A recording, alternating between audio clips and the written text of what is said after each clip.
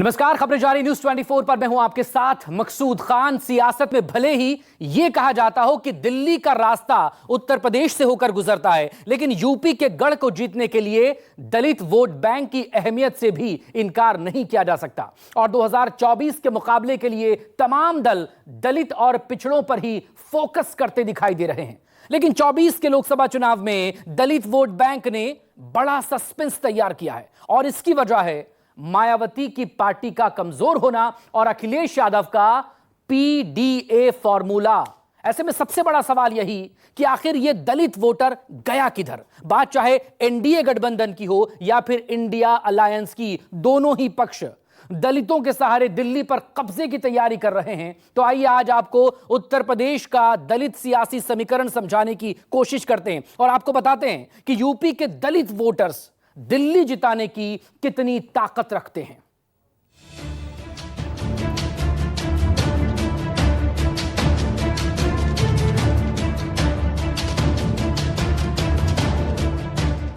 लोकसभा चुनाव की सियासी डगर जैसे जैसे आगे बढ़ रही है, जाति और धर्म को लेकर सियासत भी तेज होती जा रही है। चुनाव में एक तरफ हिंदू मुसलमान पर घमासान है, तो वहीं यूपी की 80 लोकसभा सीटों पर दलित वोट बैंक पॉलिटिक्स भी नए समीकरण तैयार कर रही है। जब जब देश में चुनावों की सरगर्मी शुरू होती है, तब तब उत्तर प्रदेश की सियासत में जातियों का गुणागल्ट शुरू हो जाता है।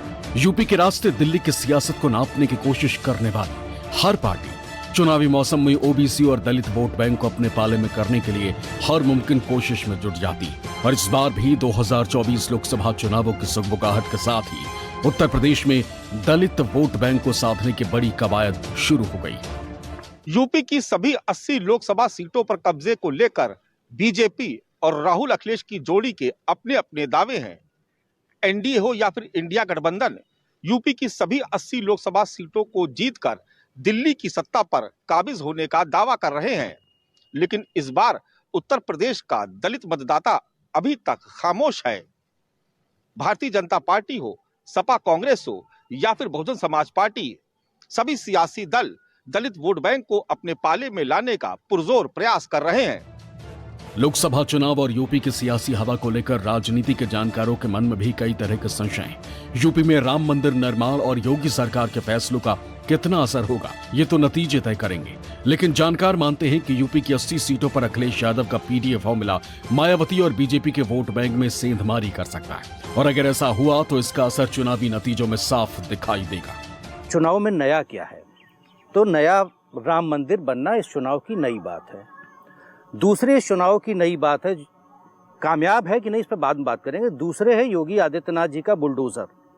और जो तीसरी इस चुनाव की नई बात है वो है समाजवादी पार्टी का पीडीए। इन तीन के इर्द गिर्द ये चुनाव घूम रहा है। इसमें यदि पीडीए का मुद्दा जोर शोर से आगे बढ़ गया तो फायदा इंडिया गठबंधन को।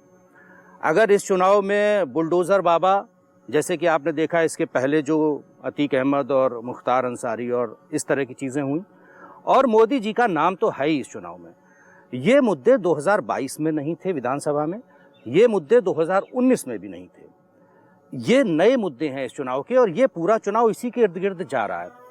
आप जैसे कि मान रहे हैं कि थोड़े दलित टूट रहे हैं बीजेपी से, वो पीडीए का असर है। मोस्ट बैकवर्ड टूट रहे हैं, वो पीडीए का असर है। लेकिन बहुत सारी जगहों पे ऐसा भी है कि ध्रुवीकरण हो रहा है, वो बुलडोजर का असर है। और मोदी जी का जो नाम है उसमें कोई शक नहीं है कि वो आज भी सबसे ऊपर है। यहाँ के जो लोग वोटर हैं वो मोदी जी को वोट देंगे या उनके खिलाफ वोट देंगे, प्रत्याशियों का उतना मतलब नहीं रह गया है। तो ये पूरा चुनाव इन मुद्दों पर है। 18वीं लोकसभा चुनाव के लिए यूपी की 80 सीटों को 7 चरणों में बांटकर वोटिंग करवाई जा रही है। यूपी के 4 चरणों के मतदान में अब तक 39 सीटों पर वोटिंग हो चुकी और पिछले लोकसभा चुनावों के नतीजों के मुताबिक इन 39 में से बीजेपी के पास 31 सीटें। चौथे चरण में सबसे बड़े सूबे की 80 में से 13 सीटों पर मतदान हुआ और सबसे खास और अहम बात यह रही कि जिन 13 सीटों पर वोटिंग हुई वो हाई प्रोफाइल तो थी ही, लेकिन उससे भी ज्यादा अहम है कि 13 में से 5 सीटें जिनमें शाहजहांपुर, हरदोई, मिश्रिख, इटावा और बहराइच शामिल हैं। ये सभी अनुसूचित जनजातियों के लिए सुरक्षित सीटें। इन सभी सीटों पर दलित वोट बैंक 25% से भी ज्यादा का है। हरदोई में 31.36%, बहराइच में 26.89%, इटावा में दलित आबादी 26.85% है, तो मिश्रिख में अनुसूचित जाति की संख्या 33% है। शाहजहांपुर में यह संख्या घटकर 17.07% रह जाती है। 24 के चुनाव में बीजेपी और इंडिया गठबंधन के बीच एक और मुद्दा बेहद गरमाया हुआ है। बीजेपी के नारे अब की बार 400 पार को काउंटर करते हुए इंडिया गठबंधन ने बीजेपी पर आरक्षण की नीति को बदलने की मंशा का आरोप लगाया। पॉलिटिकल एक्सपर्ट्स का मानना है कि अगर इंडिया गठबंधन का काउंटर अटैक सटीक बैठा तो यूपी में दलित वोट बैंक तेजी से शिफ्ट होगा। पक्ष ने एक परसेप्शन बनाया, ये एक मुद्दा बनाया कि 400 सीटों की जो बात कर रहे हैं वो संविधान में बदलाव के लिए कर रहे हैं। उससे दलितों में बहुत ज़्यादा एक रिएक्शन हुआ है और ऐसे कई जिलों से मेरे पास रिपोर्ट भी आई है कि दलित समाज जो इससे पहले के अगर आप चुनाव देखें, अगर वो किन्हीं कारणों से बसपा प्रत्याशियों को वोट नहीं दे रहा है तो वो भाजपा की तरफ सीधा जाता था, बाकी किसी तरफ वो नहीं देखता था। लेकिन इस बार जो है वो कई जगहों पर आपको देखने को मिलेगा और इसके ये बात भी मैं जिक्र करूंगा भी, इसका परिणाम मुझे लगता है कि ज़्यादा गंभीर होगा, जो मुझे लगता है। उत्तर प्रदेश का चुनाव अब अंकगणित से देखना थोड़ा सा मतलब मुश्किल नहीं है, मुश्किल है, क्योंकि अगर हम अंकगणित से देखें तो ये पिछले जो चुनाव हुए ना, उनमें से सीधा अगर कई सीटें ऐसी थी 2019 में, 2022 में, जैसे 19 में मायावती जी और अखिलेश यादव जी मिले तो कई सीटें ऐसी थी जिनमें यादव, दलित और मुसलमान मिलकर 50% ऊपर चले जाते थे, तो जीत जाना चाहिए था सारी सीटें। 2022 में आरएलडी से मिले थे तो बहुत सीटें ऐसी थी। तो ये विशुद्ध अंकगणित का मामला नहीं रह गया, ये अब केमिस्ट्री कैसी बनती है। हाँ, पॉलिटिकल केमिस्ट्री कैसी है, कितने प्रतिशत दलित अब इस मुद्दे से प्रभावित होकर बीजेपी के खिलाफ जाते हैं जिन्होंने उनको पहले वोट किया है, ये देखना होगा। बयानों के बाण इसलिए चल रहे हैं क्योंकि बात सत्ता की है, बात दिल्ली की गद्दी की है, बात उन 5 सालों की है जब जीत उस मुकाम पर पहुंचा देगी जहां से सरकार बनेगी और हार विपक्ष में हल्ला मचाने और विरोध करने के लिए बैठा देगी। ऐसे जीत का सबसे बड़ा रास्ता अगर कहीं से होकर गुजरता है तो वो देश का सबसे बड़ा सूबा उत्तर प्रदेश है। और अगर उत्तर प्रदेश में जीत का गणित सेट करना है तो दलित का समीकरण साधना बहुत महत्वपूर्ण हो जाता है। या MY समीकरण ऐसा है कि अगर वो मिल जाए तो किसी और की जरूरत ही नहीं पड़ती, तो उसमें कोई पिछली बार वो MY समीकरण बीएसपी के कैंडिडेट ने तोड़ दिया। इस बार कोई बंटवारा नहीं है, लेकिन है तो माइनॉरिटी का बीएसपी का है कैंडिडेट ना, तब है तो नाश्ता पानी भर को मिलेगा, भोजन नहीं के नाश्ता पानी भर नहीं। अब जात उत खत्म हो गई है, जात उत अब कहाँ है, जात है लेकिन जात भी तो टूट रही है। जाति में ही तो निरहुआ जीते थे, निरहुआ जात में ही तो जीते थे। भी इंडिया गठबंधन का ज़्यादा असर है और इंडिया गठबंधन जो है जात और धर्म दोनों को तोड़ा है। हर जात से थोड़े थोड़े वोट इधर उधर जा रहे हैं। अब वो न तो धार्मिक उन्माद है न वो जाति उन्माद है। ये वोट बैंक कितना अहम है, इस बात का अंदाजा इस बात से लगाया जा सकता है कि 1995 में इसी के बलबूते ही मायावती ने हाथी पर सवार होकर लखनऊ की सत्ता तक का सफर तय किया और उसके बाद 2002 और 2007 में भी उनके दलित वोट बैंक ने उनको जीत दिलाई। इसलिए एक बार फिर जब बात उत्तर प्रदेश की लोकसभा की 80 सीटों की है तो ये जानना बहुत जरूरी हो जाता है कि आखिर ये खास और सबसे अहम दलित वोट बैंक आखिर गया किसके खाते में। बीएसपी को तो अब बाहर से बाहरी कैंडिडेट है, एक तो यहाँ का है नहीं जी, मतलब क्षेत्र का या जिले का, वो तो हाथरस से आएंगे शायद। तो ये जितेंद्र दौरे यहीं के रहने वाले जी, तो इसलिए इनको अपने समाज को उसमें जा रहा है, समाज की तरफ दौरे समाज उनको मतलब बिरादरी को सपोर्ट कर रहा है। मतलब समाजवादी पार्टी ने जो चाल चला वो हाँ, समाजवादी पार्टी को वोट जिताने पे 70% शिफ्ट कर रहे हैं साइकिल में और 10% वाला को बस। कांग्रेस होती तो कांग्रेस के साथ जाते, अच्छा साइकिल है तो साइकिल के साथ जा रहे। उत्तर प्रदेश की सियासत में दलित वोट बैंक की भूमिका बीते 10 सालों में इतना बदल गई है कि तमाम सियासी दलों को इसके लिए अपनी अपनी रणनीति में बदलाव करना पड़ रहा है। किसी जमाने में एकमुश्त और एक तरफ पड़ने वाला ये वोट बैंक समय के साथ कैसे बिखर गया, इसके पीछे भी बीजेपी की रणनीति काम कर रही है। उत्तर प्रदेश की सियासत में 40% से ज्यादा की ताकत रखता है पिछड़ा वर्ग और इस 40% वोट बैंक में करीब 21% की गिनती दलित वोटर्स की है।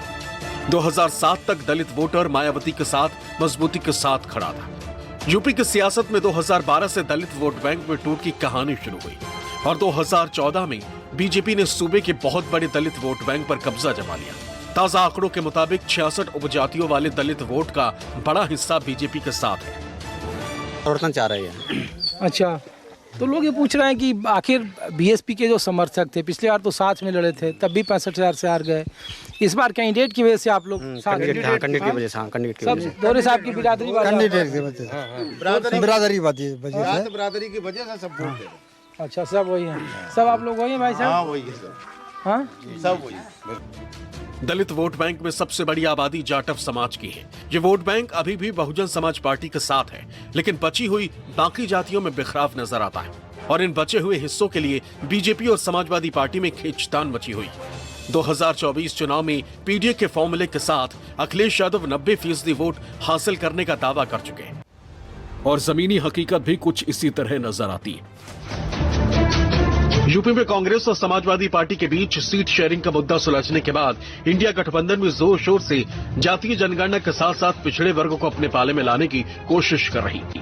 हालांकि इंडिया गठबंधन के सहारे जातीय गोलबंदी की कोशिश तो की जा रही है, लेकिन ये कोशिश कामयाब होती नजर नहीं आ रही, क्योंकि 21% दलित में से 8% के आसपास जाटव वोट बैंक निकाल भी दे तो बाकी बची हुई जातियों के तमाम क्षेत्रीय नेता बीजेपी के साथ खड़े नजर आते हैं।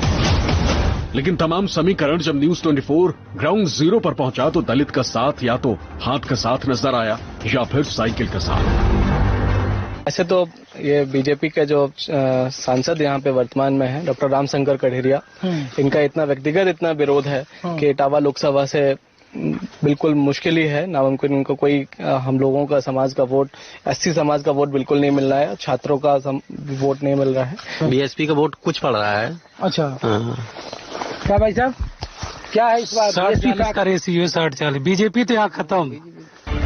यूपी हिंदुस्तान का एक साधारण सूबा नहीं, बल्कि ये देश की राजनीति की वो रणभूमि है जिसकी जमीन में मजबूती से जमे बगैर सियासत के सूरमाओं के लिए राजधानी दिल्ली की तरफ रुख करना करीब करीब नामुमकिन है। तभी तो पिछले 75 सालों में ये सियासत की सबसे बड़ी किंवदंती बन चुकी है कि जिसने यूपी जीत लिया उसने दिल्ली का आधा रास्ता तय कर लिया। यूपी जिस ओर मुड़ जाए सत्ता उसी की झोली में गिर जाए, यूपी जिस पर मोहर लगा ले उसकी सरकार बन जाए। अगर 2019 यूपी लोकसभा चुनाव में वोट शेयर की बात करें तो बीजेपी को 49.6% वोट मिले। दूसरे नंबर पर मायावती की बीएसपी रही जिसे 19.3% वोट मिले।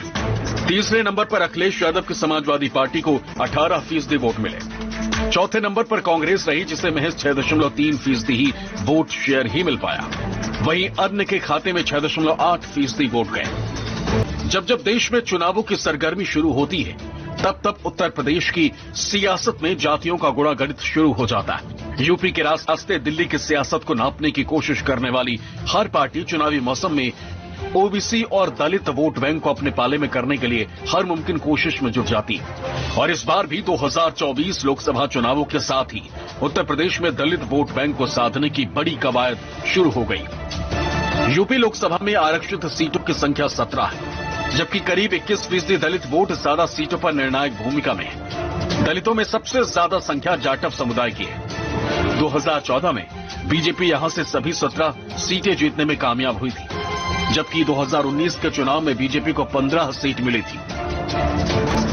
यूपी की सियासत का एक सच और भी है, दलित आबादी एकमुश्त भी किसी दल के पास आ जाए तो भी चुनाव जितवाने की ताकत नहीं रखती है। यही वजह है कि मायावती को भी बहुजन समाज के फॉर्मूले को छोड़ सर्वजन के फॉर्मूले पर आना पड़ा और यही फॉर्मूला बीजेपी का भी है, जिसमें अगड़ी जातियों के साथ पिछड़े और दलित वोट बैंक का बड़ा हिस्सा उसे 2014 से आप पराजय बनाए हुए है।